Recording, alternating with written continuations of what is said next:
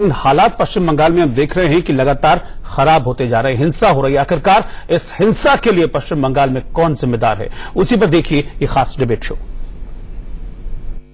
देश का दिल दिल्ली और दिल्ली का दिल कनॉट प्लेस, और यहां मौजूद हैं हम। समझने की कोशिश ये कर रहे हैं कि 17वीं विधानसभा के लिए चुनाव जबकि अपने अंतिम चरण में है, हम क्यों देख रहे हैं कि पश्चिम बंगाल उबाल दर उबाल झेल रहा है। क्या ये उबाल जानबूझकर है, ये बाय डिफॉल्ट है या बाय डिजाइन है, ये समझने की हम कोशिश कर रहे हैं। समझने की कोशिश ये भी है कि वो जिसको अंपायर की रेफरी की भूमिका निभाना है, क्या वो अपनी भूमिका में खरा उतर रहा है। और अनप्रेसिडेंटेड तरीके से पहली बार वो किया गया चुनाव आयोग की तरफ से जो आजाद हिंदुस्तान में देखने को नहीं मिला। क्या यही दिखाता है कि इस बार इलेक्शन कमीशन भी कमिटेड है, या यही दिखाता है कि इलेक्शन कमीशन पहली बार पार्शियल है। इन तमाम मुद्दों पर हम करेंगे चर्चा और समझने की कोशिश करेंगे बंगाल में गदर क्यों मचा हुआ है। और इसके लिए जुड़ रहे हैं हमारे साथ खास मेहमान नवीन कुमार साहब, भारतीय जनता पार्टी की तरफ से आपसे मुखातिब होंगे। हमारे साथ देश रतन निगम साहब होंगे, राजनीतिक विश्लेषक हैं। हमारे साथ अनुज अत्रे साहब होंगे, कांग्रेस के समर्थक हैं। और हमारे साथ उमाकांत लखेरा साहब हैं, वो भी आपके सामने ये बात रखेंगे राजनीतिक विश्लेषक होने की हैसियत से कि असल में इस पूरे मामले को देखा कैसे जाना चाहिए। सबसे पहले तो यह कि बंगाल में हर चुनाव में एक बात जो देखने को मिल रही है हर फेज में कि यहां हिंसा हो रही है, और साथ ही यह देखने को मिल रहा है कि यहां पोल परसेंटेज भी दूसरे स्टेट्स के कंपैरिजन में ज्यादा है। इसकी वजह क्या है उमाकांत साहब? देखिए, मेरा जो अनुभव है बंगाल इलेक्शन कवर करने का, वोट परसेंटेज जहां की बात है वो वोट परसेंटेज हमेशा बंगाल में पहले से बहुत ज्यादा रहा है। उसका कारण है वहां राजनीतिक जागरूकता ज्यादा है, सामाजिक राजनीतिक जनक्रांतियां भी वहां हुई हैं, सामाजिक बदलाव वहां हुए हैं, जन आंदोलन हुए हैं, किसानों के आंदोलन हुए हैं, नक्सलवाड़ी मूवमेंट वहां पर रहा है। तो ये तमाम तरह के सवाल हैं कि राजनीतिक जागरूकता मेरे लिहाज से जो मैंने वहां करीब से देखा है दूसरे राज्यों के मुकाबले बहुत ज्यादा है। राजनीतिक जागरूकता पर तो आदमी को और संयत होना चाहिए, समझदार होना चाहिए। वहां ये एक दूसरे के लिए सिर फुटअव्वल की नौबत क्यों आ रही है? देखिए, सिर फुटअव्वल की नौबत तो इसलिए आ रही है क्योंकि अब जिस प्रकार से जो 6 चरणों का चुनाव हुआ है और भारतीय जनता पार्टी को दिख गया है कि अब जमीन इनके नीचे से खिसक गई है, क्योंकि तमाम मुद्दों पर जो है अब ये जवाब देना बहुत भारी पड़ रहा है भारतीय जनता पार्टी को कि वो मुद्दे कहां गए 2014 के, विकास के मुद्दे कहां गए, जो वायदे थे वो कहां गए, जो प्रोमिस वर्सेस परफॉर्मेंस की जो बात होनी थी 2019 में, वो तो सब शून्य। कांग्रेस के लिए बड़ी सुविधाजनक स्थिति है अभी। वो सुविधा से भारतीय जनता पार्टी की आलोचना कर लेती है, सुविधा से वो टीएमसी को भी आड़े हाथों ले लेती है। आपके पास हम आएंगे अनुज साहब, लेकिन ये एक तरीके से भारतीय जनता पार्टी की तरफ उठती उंगलियां हैं। बहुत सारे लोगों ने ये तक कह दिया कि ये कोड ऑफ कंडक्ट की जगह मिसकंडक्ट हो रहा है और ये इशारे पर किया जा रहा काम है। ये बंगाल में हिंसा क्या ये सूट कर रही है पॉलिटिकल पार्टीज को, इसलिए हो रही है, या बंगाल का ये अपना स्वभाव है? दिनेश भाई, भारतीय जनता पार्टी पूरे देश भर में चुनाव लड़ रही है। इतनी हिंसा कहां हुई है? वहीं कश्मीर के अंदर जिसमें कहते टेररिस्ट प्लान एरिया है, वहां आतंकवादी लगातार मारे जा रहे हैं, वहां सुरक्षा बल लगातार इनकाउंटर कर रहे हैं, वहां भी इतनी हिंसा नहीं हुई। तो पश्चिम बंगाल में क्यों हो रही है?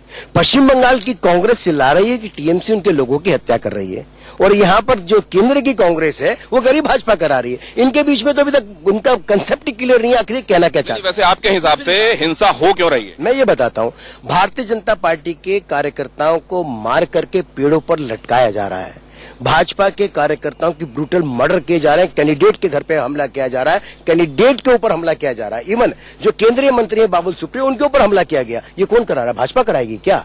भाजपा के झंडे लगाएं तो उसको उतारकर फेंक दिया जाता है, धमकी दी जाती है। खुद जगह जगह पोलिंग बूथ की वीडियो वायरल हुई है जहां पर टीएमसी के नेता ये कहते हैं अगर भाजपा को वोट दिया, टीएमसी के अलावा किसी और को वोट दिया तो जान से मार दिया जाएगा, इनको रह नहीं सकता। लेकिन कुछ लोग ये भी कहते हैं नवीन जी कि असल में भारतीय जनता पार्टी को ये सिचुएशन सूट कर रही है। हमारे साथ देश रतन जी हैं। देश रतन जी, क्या ये बात ठीक है, ये एलिगेशन ठीक है कि ये असल में दोनों ही तरफ के लोगों के लिए विन विन सिचुएशन है? टीएमसी के लिए भी उसका भी हित सध रहा है, भारतीय जनता पार्टी के लिए भी उसका भी प्रयोजन पूरा हो रहा है, और इसीलिए वायलेंस देखने को मिल रहा है। देखिए, अगर पूरा बैकग्राउंड देखते हैं आप तो उसमें आपको इस वायलेंस के इस हिस्से को सिर्फ नहीं देखना है, पूरा परिप्रेक्ष्य देखना पड़ेगा आपको।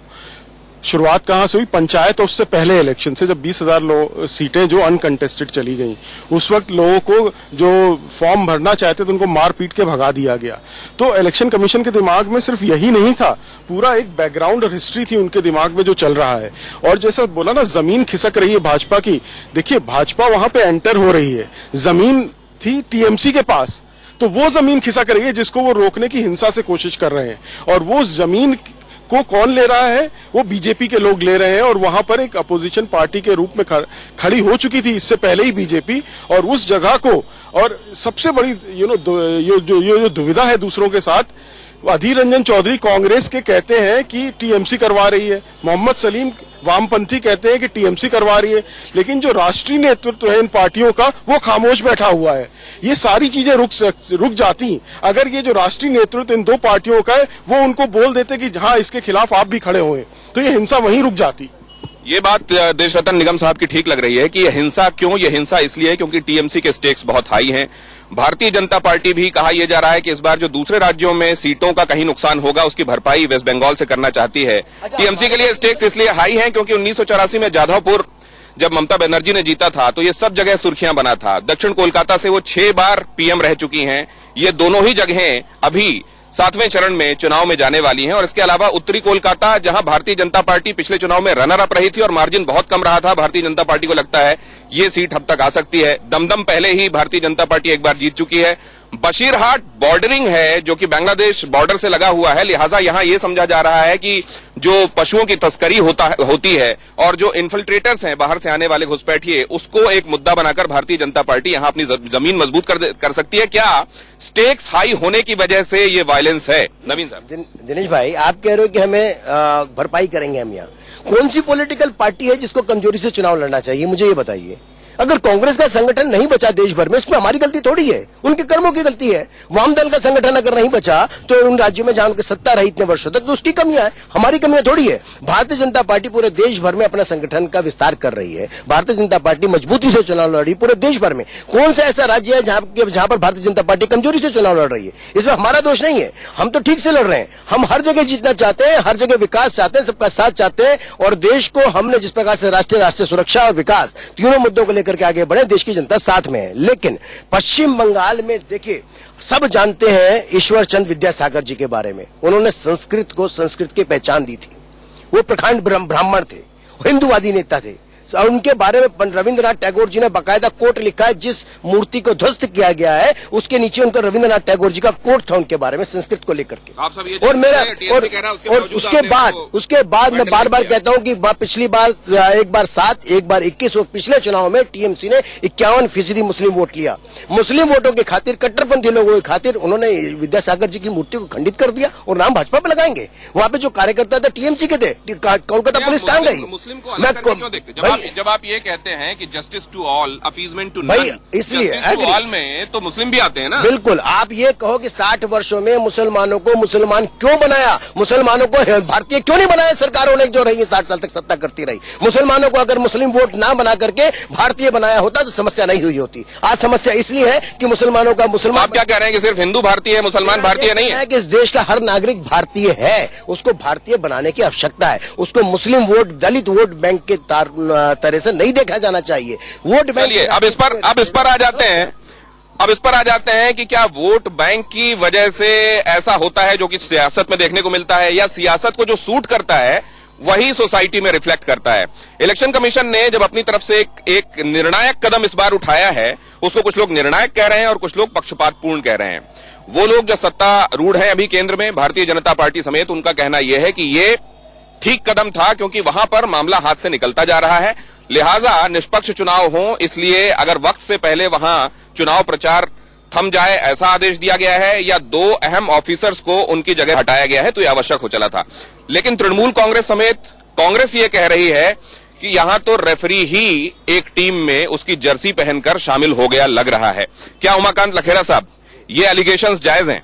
देखिए, मैं इसको ये कहूंगा कि जिस तरह से हैंडलिंग हो रही है बंगाल की पॉलिटिक्स की और बंगाल के जो चुनाव की, वो हैंडलिंग थोड़ा सा गड़बड़ इस माने में है कि इलेक्शन कमीशन एकदम जो है वहां पर जिस तरह से चीजें कर रहा है, अकस्मात वहां 4-4 सीटों को लेकर के चुनाव हो रहे हैं, और उन चुनाव में भी conduct free and fair elections की जो मुद्दा है वो मुद्दा एक हिंसा में बदल गया है। और दूसरी बात है कि वहां इलेक्शन गोल कर दिया आपने। आप इलेक्शन कमीशन को लेकर जो सीधे सीधे कह रहे थे वो बताइए। देखिए, इलेक्शन कमीशन तो इलेक्शन कमीशन कटघरे में खड़ा है पूरे मामले में, और election commission free and fair. Congress TMC की तरफ से जो एलिगेशंस हैं वो जायज हैं? मैं कह रहा हूं कि उनमें उनकी जो मेरिट्स है उसकी मेरिट्स और डिमेरिट्स में मैं नहीं जाना चाहता, क्योंकि जिस तरह की जो हिंसा कम्युनिस्ट शासन में वहां होती थी, ऐसे ही कम्युनिस्ट शासन की हिंसा का मुकाबला करने के लिए, उसका विरोध करने के लिए ममता सड़कों पे आती थी।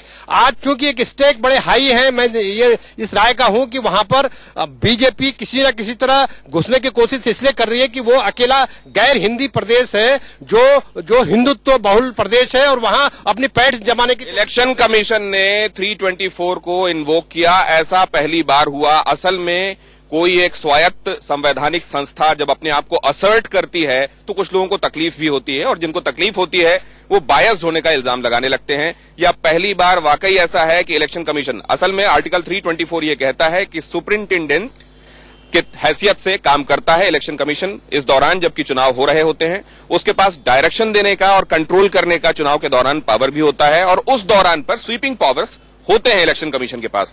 अगर उसने अपनी शक्तियों को अपने प्रेरोगेटिव पर इस्तेमाल किया है तो क्या उस पर पक्षपात का आरोप लगना चाहिए? अत्रे साहब, देखिए, अगर कोई भी आयोग या कोई भी संवैधानिक संस्था अगर सरकार के इशारे में या किसी पार्टी के इशारे पे काम करे तो निश्चित तौर पे आरोप लगे। ये कैसे आप कह सकते हैं कि पार्टी के इशारे पर हो रहा है? बोलता तो देखिए, चुनाव आयोग ने एक संज्ञान लिया, एक फैसला लिया, आखिर वो इस चीज का क्यों उसका संदेशा जा रहा है कि प्रधानमंत्री जी की रैली आज वहां पर बंगाल में होनी थी, उस वजह से आज रात को 10 बजे तक का समय दिया गया। आखिर ये क्यों बार बार हो रहा है कि भारतीय जनता पार्टी के नेता वहां पर जो है अधिकारियों को धमकाते हैं कि तुमको 24 घंटे तक वहां नहीं रहने दिया जाएगा, एसपी को धमकी दी जाती है और उसी 24 घंटे के बाद जो है चुनाव आयोग उसकी ट्रांसफर कर देता है, डीजीपी की ट्रांसफर कर देता है, जो होम सेक्रेटरी की ट्रांसफर कर देता है। जब अमित शाह जी वहां धमकी देते हैं कल कि यहां पर टिक नहीं पाओगे, और तत्काल चुनाव आयोग उनके कहने पर वह सब फैसले लेता है। भारतीय जनता पार्टी की जो कैंडिडेट है एक्स आईपीएस अधिकारी भारती घोष, वो कहती है कि धमकी देती है विपक्षी दलों को कि तुम लोगों को बाहर से गुंडे बुलवाकर के हम यहां पर पिटवा देंगे, टिकने नहीं पाओगे, और चुनाव आयोग कोई संज्ञान नहीं लेता है। 11 कंप्लेंट्स अमित शाह जी के खिलाफ और माननीय नरेंद्र मोदी जी। आज ममता बनर्जी ने कहा है कि मैं नरेंद्र मोदी को जेल में डाल दूंगी। ये धमकियों की बात कर रहे हैं? 11 कंप्लेंट चुनाव आयोग के पास प्राइम मिनिस्टर के खिलाफ और अमित शाह जी के खिलाफ जो गई है, जो कोड ऑफ कंडक्ट का इन्होंने वायोलेशन किया। पहले तो संज्ञान नहीं लेते हैं, फिर जब हम सुप्रीम कोर्ट में जाते हैं तो उनको उसमें कोई दोष नहीं मिलता, उनको जो है दोष रहित कर देते हैं। लेकिन कोई विपक्षी दल के नेताओं के खिलाफ कोई शिकायत जाती है, तत्काल उनके खिलाफ कार्रवाई की जाती है। और ये पहली बार हमने नहीं देखा, ये बीते 3 सालों से चल रहा है। मैं आपको याद दिलाना चाहूंगा कि अभी दिसंबर में 5 प्रदेशों के चुनाव होने थे। आखिर क्यों प्रेस कॉन्फ्रेंस चुनाव आयोग अपनी जो है सुबह की जो है 12:30 बजे का समय देकर के 3:30 बजे कर देता है? क्योंकि उस 12:30 बजे का समय देकर के 3:30 बजे कर देता है, क्योंकि उस समय भी प्रधानमंत्री जी की 1 बजे रैली। संवैधानिक और स्वायत्त संस्थाओं के इस्तेमाल के आरोप कांग्रेस की सरकारों पर भी लगते रहे हैं। तो ये क्या सत्ता का मिजाज है या फिर ये भारतीय जनता पार्टी ही कर रही है? देखिए, निराधार आरोप लगाना है तो भारतीय जनता पार्टी का काम है, वो लगाते रहे, लेकिन तथ्यों के आधार पर, एक जो है सबूतों के आधार पर लगे हैं। ये पहली बार देखा है आजादी के बाद से लेकर आज तक। क्या सीबीआई वर्सेस सीबीआई लड़ते हुए देखा है? क्या सुप्रीम कोर्ट के जजों को जनता की अदालत में 4-4 जजों को प्रेस कॉन्फ्रेंस करते? तो मतलब ये कहा जा रहा है कि इलेक्शन कमीशन एक और इंस्टीट्यूशन जिसको एक तरीके से धराशायी कर दिया गया है। मुझे दिनेश भाई, मैं जानना चाहता हूं कि ये नवीन चावला को रातों रात चीफ इलेक्शन कमीशन बनाया गया था, किन संविधानों के तहत बनाया गया था, उसकी जानकारी इनको भी आज कांग्रेसियों को नहीं होगी। खैर, मैं पुरानी बात पे नहीं जाता हूं, मैं अभी की बात कहता हूं। आप कहते हैं कि भारतीय जनता पार्टी के नेताओं पर कार्रवाई नहीं हुई। क्या योगी आदित्यनाथ जी क्या थे? भाजपा के नेता है या नहीं है? क्या उमा भारती या अपने हमारे भाजपा के कई नेता जिनके ऊपर कार्रवाई हुई है, योगी आदित्यनाथ जी के ऊपर भी कार्रवाई हुई है, भाजपा के साध्वी प्रज्ञा के ऊपर भी कार्रवाई हुई है, और भी कई नेताओं पर कार्रवाई हुई है। क्या वो भाजपा के नहीं है? क्या राहुल गांधी ने क्या क्या बोला? ये कहते हैं कि वो नहीं, आपको समझता पर भाजपा के नेताओं पर कार्रवाई नहीं हो रही। कितनी कंप्लेंट है टीएमसी के खिलाफ जानते हैं आप? एक राष्ट्रीय अध्यक्ष की लेकिन कांग्रेस ये कह रही है कि हमने प्रेसिडेंट के, भारतीय जनता पार्टी के प्रेसिडेंट के खिलाफ और प्राइम मिनिस्टर के खिलाफ कई जगह पर उल्लंघन के मामलों की शिकायत दर्ज कराई, और उसमें इलेक्शन कमीशन क्योंकि बायस्ड है इसलिए क्लीन चिट देता रहा। तो मतलब पहले वाला इलेक्शन कमीशन जो 10 जनपद से चला करता था वो सही था, बाकी सारे के सारे बायस्ड है, ये कहना चाहती है? आप ये कहना चाह रहे हैं कि पहले जो 10 जनपद से चलता था वो सही था और अब जो भारतीय जनता पार्टी के मुख्यालय से चलता है वो गलत है, ऐसा इल्जाम है? जनता पार्टी के मुख्यालय से नहीं, अगर भारतीय जनता पार्टी के मुख्यालय से वो चला होता तो निश्चित तौर पर भाजपा के किसी नेता के खिलाफ कार्रवाई नहीं हुई होती। दूसरी बात, ममता बनर्जी ने और बाकी टीएमसी ने कितनी प्रधानमंत्री की सभा नहीं होने दी। एक देश के चीफ मिनिस्टर को, एक बड़े प्रदेश के, देश के सबसे बड़े प्रदेश के चीफ मिनिस्टर की सभा को रद्द कर दिया गया। वो आप समझते हो कि लोकतांत्रिक व्यवस्था है? वहां भाजपा के लोगों को वोट नहीं डालने दिया जा रहा है, भाजपा की रैली नहीं करने दी जा रही है, झंडा नहीं लगाने दिया जा रहा है, वो लोकतांत्रिक व्यवस्था है। और दूसरा, आप कह रहे हो भाजपा के आज वो नरेंद्र भाई मोदी जी की सभा है इसलिए उसके लिए चुनाव आयोग ने आज रोक नहीं लगाई, उसके बाद रोक लगाई है। ममता बनर्जी की सभा नहीं है क्या आज वहां? क्या और किसी पॉलिटिकल नेताओं की सभा नहीं हो रही क्या वहां पे वेस्ट बंगाल के अंदर? आज 24 घंटे दिए गए केवल इसलिए ताकि जिन जिन की सभाएं हैं, जिन जिन को अपने मतदाताओं से बात करनी है, मैसेज देना, दे सके। इलेक्शन कमीशन ने उसके बाद सबके लिए रोक लगाई, लेकिन ये कहते कि नहीं, तो फिर चाहते क्या है भैया? आप क्या चाहते हैं? वहां जिस प्रकार से हिंसा हो रही है क्या वो सही है? एक व्यक्ति जिसको central protection Z plus security मिली हुई है उसकी हत्या करना चाहते हैं आप, उसके खिलाफ मुकदमा इसलिए दर्ज कर रहे हैं कि जो वो प्रोटेक्टी है, क्या वो जाकर के बलवा कर रहा है कहीं? उसे कौन सा भाषण उनके पास है? कौन सा सबूत उनके पास है? कोई एक पेश किया उन्होंने? कोई इन्वेस्टिगेशन की? बिना इन्वेस्टिगेशन, बिना जानकारी के, बिना वीडियो के, बिना फुटेज के अमित शाह जी के खिलाफ मुकदमा दर्ज कर देते हैं। देशरत्न साहब, कितनी सच्चाई है नवीन जी की बातों? देखिए, पहली बार मैंने देखा कि दो पार्टियां जो वेस्ट बंगाल में हैं, भाजपा के नेता अमित शाह जी ने साफ बोला था कि इलेक्शन कमीशन पक्षपातपूर्ण है और वो कोई कदम नहीं उठा रहा है। दूसरी तरफ टीएमसी भी यही कह रही है कि इलेक्शन कमीशन पक्षपातपूर्ण है। इलेक्शन कमीशन कुछ तो सही कर रहा होगा जब दोनों पार्टियां इस तरह का लगा रही हैं उस पर आरोप, और उन्होंने लिया, सही कदम लिया। ये नहीं देख के लिया कि कौन रैली कर रहा है, कौन नहीं कर रहा है। और ये जो हिंसा है, ये हिंसा अभी नहीं हुई है, पूरा एक बैकग्राउंड देखते। कम से कम आप अगर तटस्थ नजरिया रखते हैं तो आप ये मानते हैं कि इलेक्शन कमीशन जो कर रहा है वो बिल्कुल ठीक कर रहा है, और ये पॉलिटिकली खिसियानी बिल्लियां हैं जो खंबा नोच रही हैं। यूं देखिए, बहुत ही बैलेंस लिया है। एक दिन का समय जरूर देना चाहिए कि जिससे कि आप अपने सारे काम निपटा लें, जितनी कैंपेनिंग करनी है कर लें। अगर अचानक कर देते, बंद कर देते कल रात से ही, तब सोचिए कितना शोरगुल होता, कितना हो हल्ला होता कि हाय ये तो डेमोक्रेसी की हत्या हो गई, फलाना हो गया, ढिकाना हो गया। एक दिन का समय बहुत ही जायज दिया है सबको।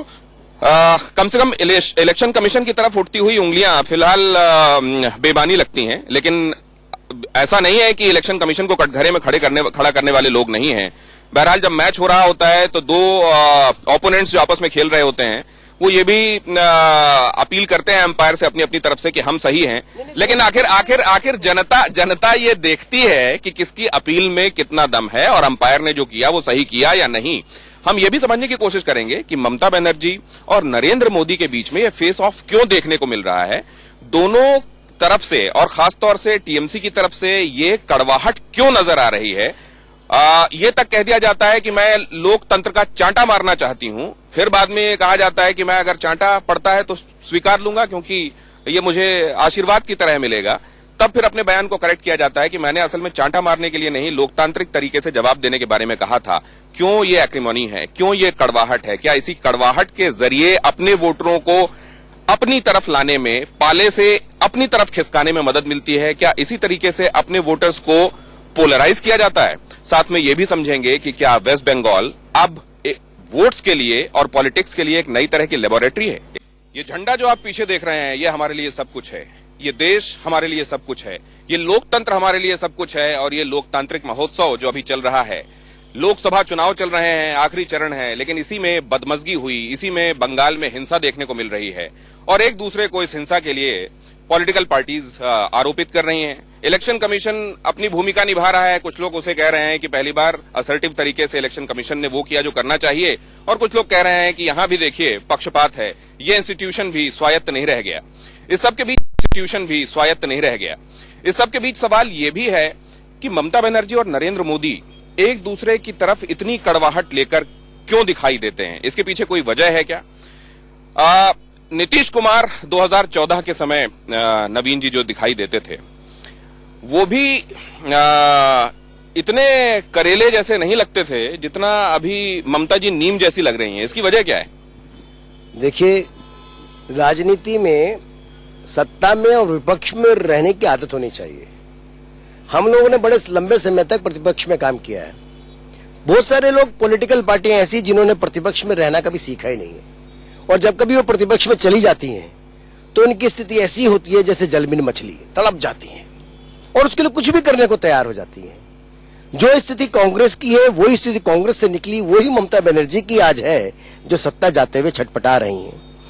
कांग्रेस का पश्चिम बंगाल का जो पूरा संगठन है वो बार बार चिल्ला रहा है, रोन रहा है कि साहब यहां पे ममता बनर्जी उसके कार्यकर्ताओं के साथ अत्याचार कर रही है, टीएमसी के लोग अत्याचार कर रहे हैं। केंद्र की राहुल गांधी वाली कांग्रेस कहती नहीं कोई बात नहीं, तुम चुप रहो, बोलो मत, भाजपा पे आरोप लगाते रहो।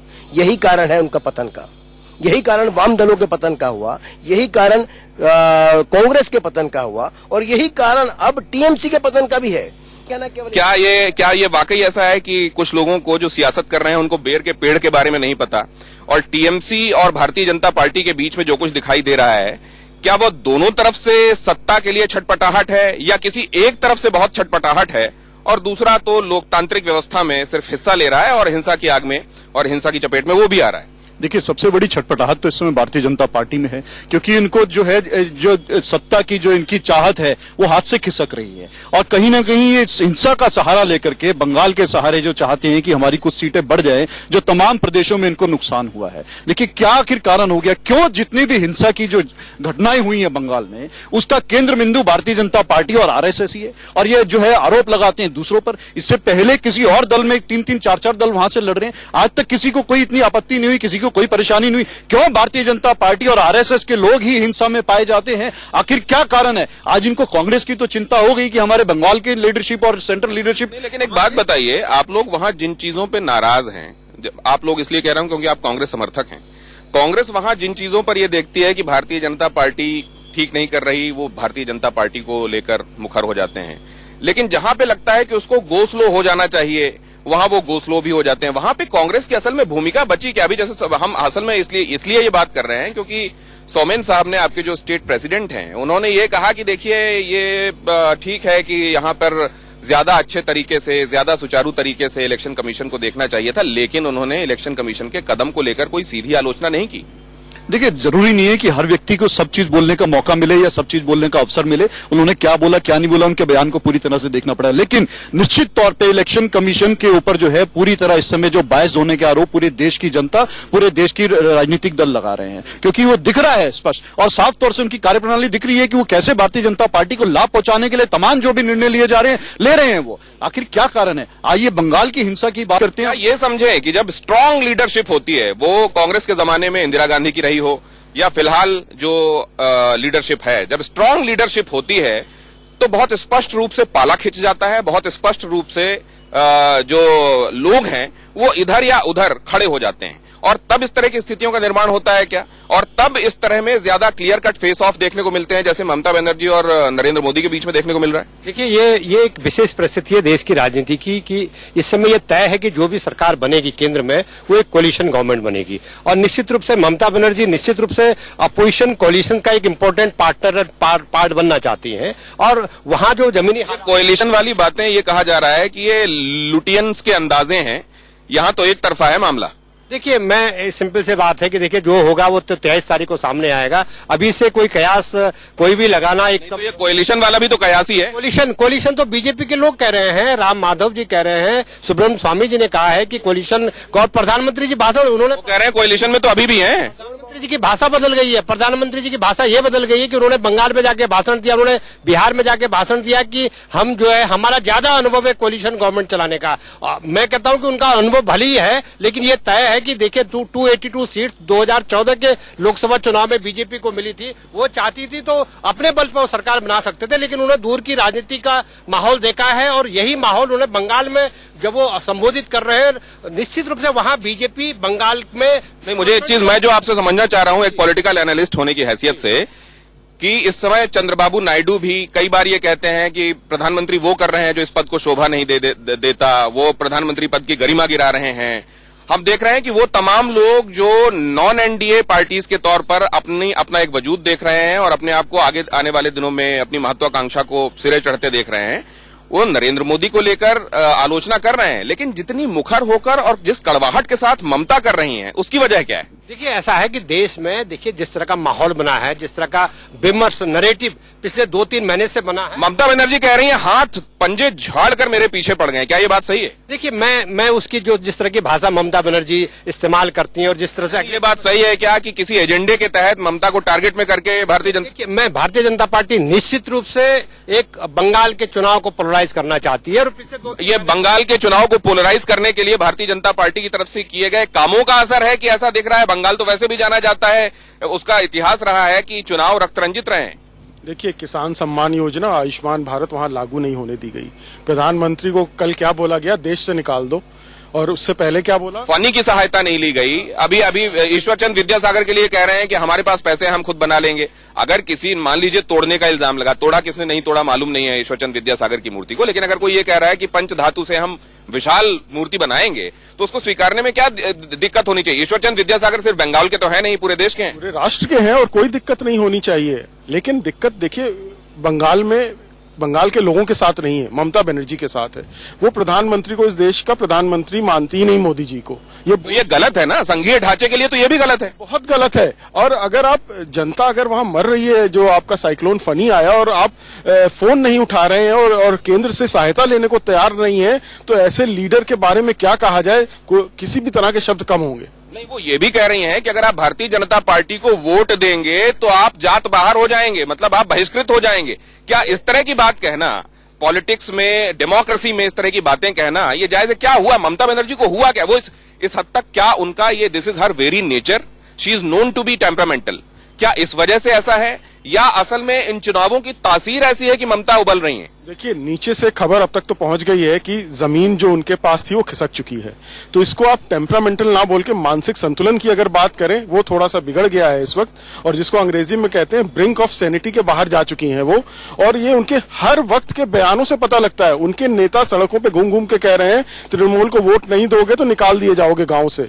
ये आपको सोशल मीडिया में हजारों वीडियो इस तरह के सर्कुलेट हो रहे हैं जो कि तृणमूल के नेता जिन्हें पहचाना जा सकता है। तो देखिए जनतंत्र की जो हत्या हो रही है वहां पर, इसीलिए इलेक्शन कमीशन ने बहुत ही सही कदम उठाया है, पहली बार उठाया है। ये संदेश जाता है कि इस तरह की आप हरकत दोबारा ना करें। ये कम से कम जो सरफेस पर बात कहना चाहता हूं कि आप इसमें केवल ममता बनर्जी को दोष क्यों देते हो? ममता बनर्जी के मंच पर खड़े हुए वो तमाम विपक्षी दल के नेता भी तो दोषी हैं। क्या राहुल गांधी के अस्पताल में आप बहुत बड़ी बात कह रहे हैं। ये नहीं, मैं इसको अंडरलाइन करते हुए एक और बात कहना चाहता हूं। क्या इस तरीके से और नरेंद्र मोदी से सीधे कन्फ्रंट करके ममता उन लीडर्स को भी एक मैसेज देना चाहती हैं कि amongst you I am the biggest? Yes, मैं यही बता रहा था आपको दिनेश जी कि यही तो राहुल गांधी ने किया। नरेंद्र मोदी के नाम से नफरत करते करते जिसने आयुष्मान योजना का जिसके पास कार्ड था उसका इलाज नहीं किया, अपने अस्पताल में अमेठी में वो मर गया। जिसके वो ट्रस्टी हैं, जो उनका बनाया हुआ हॉस्पिटल, उसमें वो व्यक्ति, वो मरीज मर गया, उसकी हत्या की जिम्मेदारी है, और यही पाप है। इतना झूठ बोलेंगे। वहां के सीएमओ का बयान आया था कि कोई इनको इलाज के अभाव में कोई ऐसे वो नहीं हुआ, इलाज दिया गया, जो कार्ड लेके आए थे उसके तहत उनका इलाज हुआ, और वो जो अस्पताल है वो तो राज्य सरकार के अधीन आता है। और दूसरी मेरी बात सुनिए, देखिए अभी कितना ये महिमा मंडित किया जा रहा था, अभी जो चर्चा चल रही थी कि प्रधानमंत्री जी कहते हैं मैं तो अकेला मुझसे लड़ रहे हैं। आप अकेले लड़ नहीं रहे हैं, आप अकेले पड़ गए हैं, क्योंकि सब लोगों ने आपका साथ छोड़ दिया है। आज कौन आपके साथ है? देखिए हालात ये है कि भारतीय जनता पार्टी के जो टिकट पर जो मंत्री जीते हुए चुनाव थे, आज ना देश के वित्त मंत्री चुनाव लड़ पा रहे हैं, ना देश की विदेश मंत्री लड़ रही है चुनाव, ना देश की रक्षा मंत्री चुनाव लड़ रही है, ना रेल मंत्री चुनाव लड़ रहे हैं। एक बात आप ये बताइए, आप नहीं अत्रे साहब एक बात बताइए, ममता बनर्जी की तरफ से, नवीन साहब एक सेकंड नवीन साहब, क्या ममता बनर्जी की तरफ से इस तरह के स्टेटमेंट्स कि वो प्रधानमंत्री को प्रधानमंत्री मानने के लिए तैयार नहीं है, वो किस तरीके से राजीव वाले मसले में धरने पर बैठ गई थी, कैसे वो केंद्र की सहायता से किसी अहम मसले पर सहायता तक लेने के लिए केंद्र की तरफ से जो आ रही है वो मंजूर नहीं करती, फोन उठाना उनको गवारा नहीं होता। स्टैचू बनने के मामले में कहते हैं हमारे पास पैसे हैं, हम करवा लेंगे। ममता बनर्जी का ये रवैया, और उन्होंने ये भी कहा कि हम तो वो अभी अपने में हैं, वरना हम वो दिल्ली में वो जगह जहां हम चाहें 1 मिनट के अंदर कब्जा कर सकते हैं। ये क्या इस देश के एक राज्य की मुख्यमंत्री को इस तरह के स्टेटमेंट्स शोभा देते हैं? देखिए, निश्चित तौर पे मैं व्यक्तिगत तौर पे मानता हूं नहीं शोभा देते, लेकिन ये सबकी शुरुआत कहां से हुई है? ये आखिर क्यों ऐसा कारण हो गया कि 2014 के बाद से इस चीजों की शुरुआत हुई? नवीन जी कह रहे हैं ये कांग्रेस के संस्कार हैं जो ममता लेकर चल रही है। कांग्रेस के संस्कार तो कभी रहे नहीं ऐसे, ये तो भारतीय जनता पार्टी के संस्कार है। ये गाली गलौज करना, ये उल्टी सीधी भाषा का प्रयोग करना, मां की गाली देना, ये तो इनके प्रदेश अध्यक्ष ने राहुल गांधी जी को मां की गाली दी। आज तक कोई कार्रवाई नहीं हुई, कोई बयान नहीं दिया। प्रज्ञा ठाकुर जी आज बोलती है कि नाथूराम गॉडसे जो है देशभक्त है। ये तय करें ना कि नाथूराम गॉडसे इनके लिए जो है देशभक्त था या महात्मा गांधी की हत्या करने वाले को ये क्या मानते हैं? क्या उमाकांत साहब जैसे हम पॉलिटिक्स में लेबोरेटरी की बातें सुनते हैं कि अमुक राज्य को एक लेबोरेटरी की तरह इस्तेमाल किया जा रहा है हवा देखने के लिए, नए एक्सपेरिमेंट्स करने के लिए, क्या वेस्ट बंगाल इसी तरह की एक नई लेबोरेटरी बनकर उभर रहा है? देखिए, मैंने जो बंगाल को समझा है वहां जाकर के समझा है, 3-4 इलेक्शन कवर किए।